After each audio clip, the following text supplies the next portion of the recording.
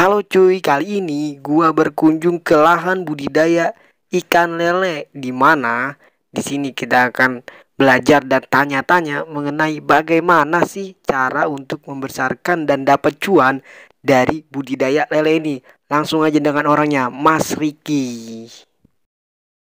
Di sini gua udah bersama Mas Riki, ya kawan gua, teman kerja gua dari Tangerang, tapi dia tinggalnya di Bogor. Nah di sini ini Riki ini sebagai budidaya lele ya, Ki? Ya, Owner dari budidaya lele sendiri. Di sini gua bakal berbagi informasi tentang budidaya lele ala milenial nih. Soalnya nih Ricky masih muda nih. Masih muda udah jadi owner ternak lele segede gini nih. Yang modalnya juga kacau. Besar juga ya, Ki. lumayan lah. Juga ya. Habis-habisan nih duitnya. Nah, coba Ki, kita bagi kisah dulu dari awalan lu bikin nih ternak lele gimana? Ya, ini sekedar ini aja ya sharing ini. Gua mulai itu bulan April di tahun 2019. Itu waktu itu gua posisinya udah resign dari kerjaan gue yang lama. Jadi gue ketemu nih sama teman gue yang punya lahan ini. Jadi kita berunding gimana kalau kita selagi masih punya waktu terus juga tenaga ya kan. Iya. Kita cobalah gua. Ya pikiran sih waktu itu lele kan karena dari lahan juga udah cukup lah. Iyalah segini mah. Udah cukup lumayan. Jadi waktu itu gua sama teman gue ikut pelatihan di daerah Gadok sana, udah mulai cukup terkenal juga di pelatihannya. Itu waktu itu gua pelatihan bibit. Oh lu berarti ikut pelatihan tuh ya? Nggak asal-asalan nih, nggak amatir banget. Ya nggak ya, kita mau terjun di bisnis itu ya kita harus ada ilmunya lah. Iya betul. Walaupun sekedar dasar tapi kita harus ada lah sedikit ilmunya. Ya. Itu sih dari situ gue coba ya sampai sekarang sih walaupun belum banyak perubahan tapi ya kita selagi masih muda ya kita harus tetap berusaha sih. Nah itu dia tuh yang penting tuh. Kalau mau lu terjun ke dunia apapun belajar dulu, ya kan? Iya lah. Jangan asal-asalan. Yang ada lu bangkrut doang.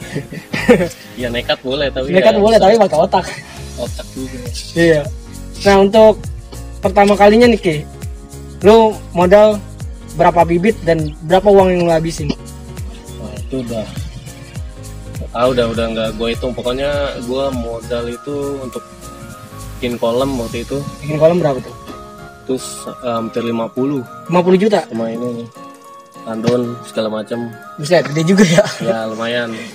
Terus gue waktu itu juga beli indukan kan buat ngijahin waktu itu. Itu udah nggak kehitung lah berapa banyak. Ya kita sih gimana ya, masih pemula juga kan. Jadi ya gue pikir ya kita harus trial juga sih. Juga. Kita coba cari metode yang bagus ya. Pas gitu metode. Ini gue juga masih proses gitu, belum banyak hasilnya. Nah,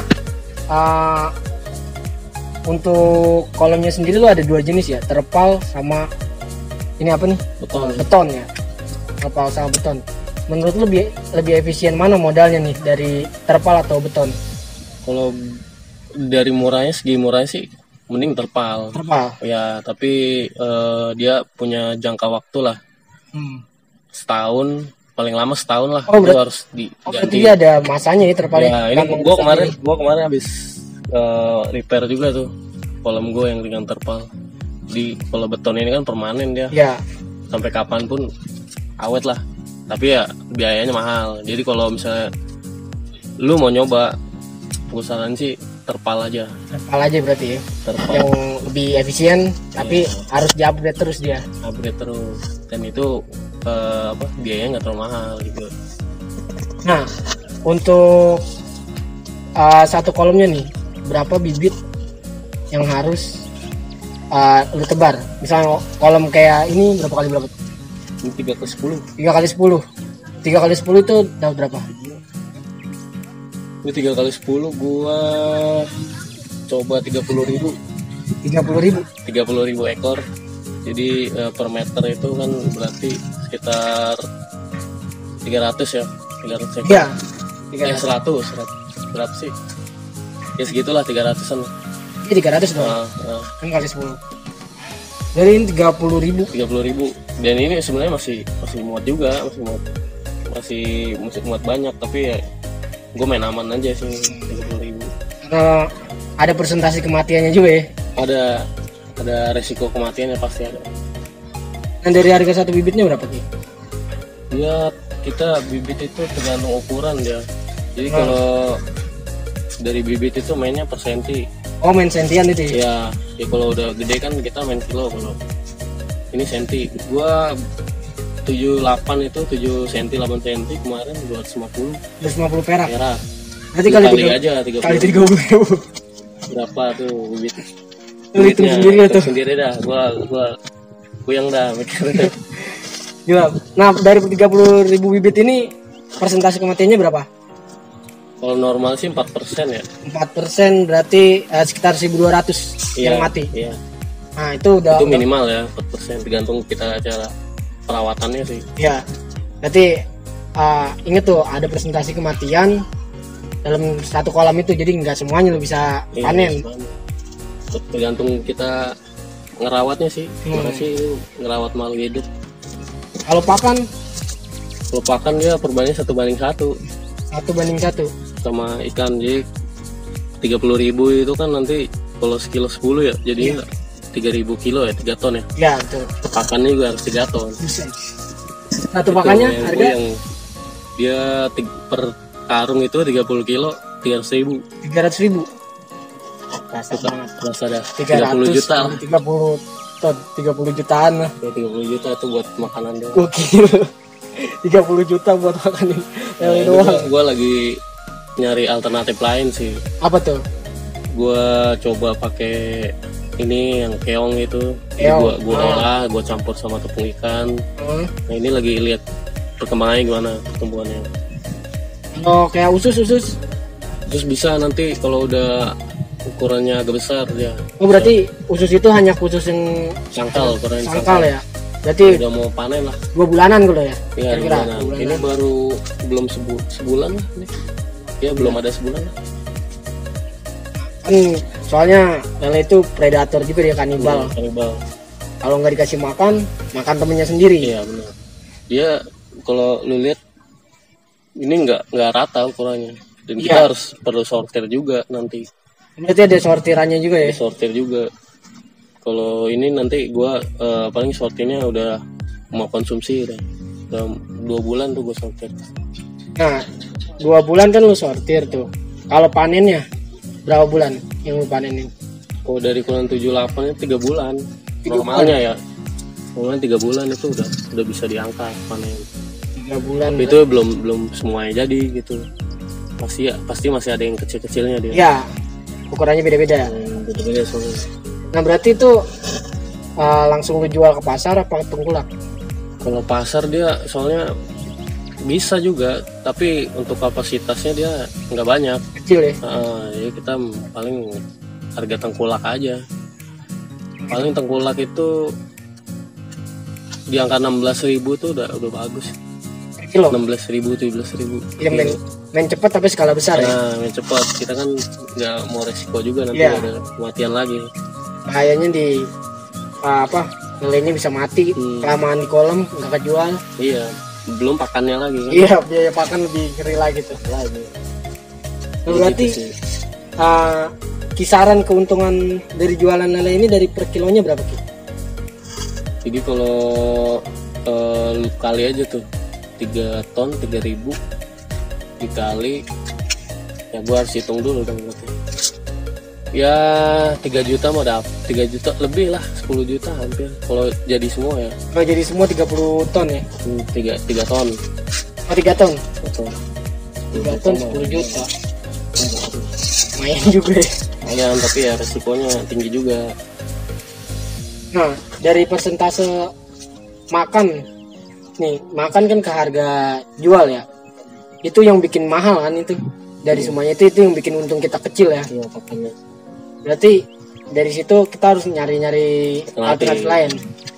Ini kan gue coba yang lain dulu nih, jangan nggak full pellet jadinya.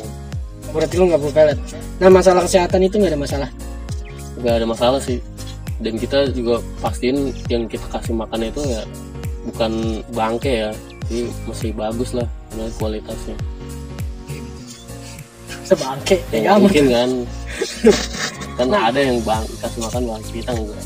Kalau untuk kualitas air nih, kualitas air sendiri gimana dari lele? Dia kalau tergantung kita ngasih makan sih, kalau banyak ya dia cepet bau nanti. Oh, berarti air itu tergantung makannya juga? Tergantung makan, jadi ini biasa seminggu sekali pasti ada pengurasan, atau 2 minggu sekali. Gantung kalau kita udah nyium bau yang nggak sedap gitu, ya kita kuras. Berarti air yang bau itu mengaruhi kesehatan ini ya, lelenya ya? Berarti dia kadar amoniaknya tinggi kalau bau baunya. Amoniak udah kayak. Iya, gue ikut pelatihan soalnya. Tapi makanan banyak yang pakai amoniak loh. Iya, ini kotorannya dia lah, udah numpuk banyak kan di bawah. Itu kalau kayak gitu nyebabin apa tuh dari ikan? Kematian. Kematian dari bakteri itu sendiri apa gimana? Enggak, ikannya nanti yang pertumbuhannya lambat, terus juga pasti ada kematian. Oh, jadi bikin dia lama numbuhnya ya? Ya lu Bantet di sini. ya ibaratnya lu tinggal di rumah tapi rumahnya nggak nyaman gitu, dan lu bakal bisa tumbuh bagus kan. Iya, betul juga sih. Nah, dari tips-tips lu nih, apa aja yang harus dilakuin kalau ngejalanin usaha ini nih? Yang pertama sih lahan ya, lahan. Nah. Ya nggak perlu banyak lah, kita bertahap lah. Dan juga sekarang kan banyak tuh yang nyoba ya pakai ember lah, Ya, pakai drum lah. banyak lah tuh di rumah-rumah tuh pada nyoba-nyoba. Bisa dicoba itu. Jadi ya intinya sih jangan takut mencoba lah. Nah, Gua saran. terus apa lagi tuh? Lahan. Ya ilmu sih yang paling penting. Jadi paling agak lo ikut pelatihan atau Ya. baca-baca Ya, uh, baca literatur lain ya. Artikel dari dan Google kayak emang mana. niat banget ya lu kunjungin petani ikan. Nah, itu Gua sering tuh. juga Harusnya di situ tuh, soalnya suhu ya. Iya, gue belajar dari orang-orang yang udah berpengalaman lah. Nah. Terus selain ilmu lagi ada lagi nggak? Paling penting sih itu sih. Paling penting itu. Jadi ya kita ada dasarnya. Kalau minimal modal berapa Ki? Ya lu bikin terpal itu misalnya semeter itu dia cuma 10.000. Nggak mahal sebenarnya, yang bikin makan lahan aja.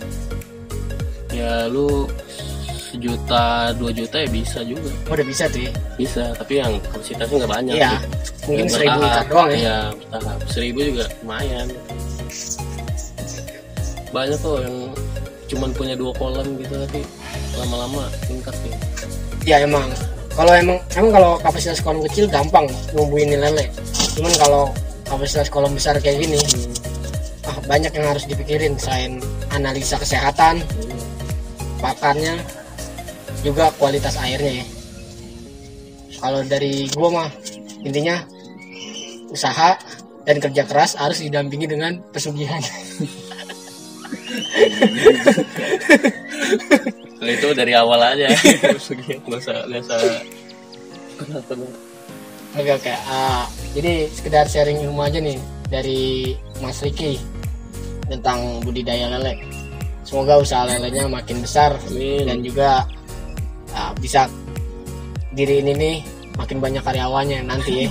Ya kali aja tuh bisa bikin perusahaan lele Iyalah. sendiri, bisa bikin rumah makan lele sendiri ya. Itu target kita juga. Itu kan banyak lah alur-alurnya, dari usaha lele, bikin rumah makan lele, ataupun bikin sekolah budidaya ya kan.